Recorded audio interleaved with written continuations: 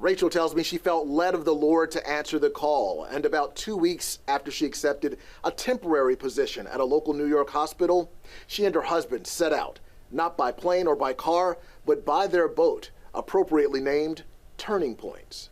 It wasn't a leisurely vacation sail, I'll tell you that, and it was just a big leap to mobilize and to take that step of faith. And without much hesitation, Rachel and her husband jumped into the deep end, almost literally. It didn't take but 10 seconds before we were both kind of, full bore. Rachel was working as a pre-op nurse in Lynchburg, Virginia, when attention shifted to the pandemic.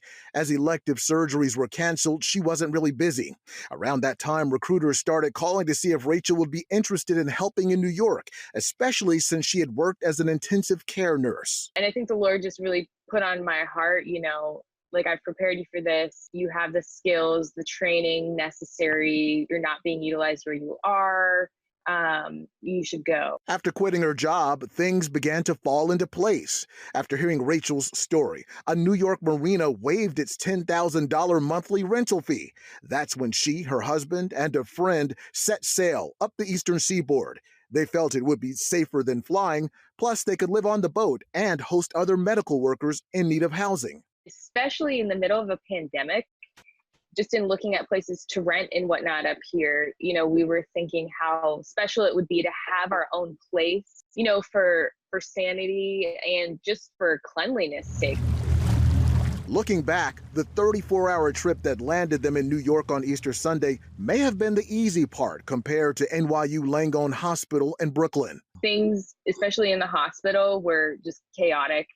There were so many patients, so many people dying, and it was just a really tough environment to walk into. I tried to prepare for mentally, but it's something you just can't really prepare for until you actually see it with your own eyes.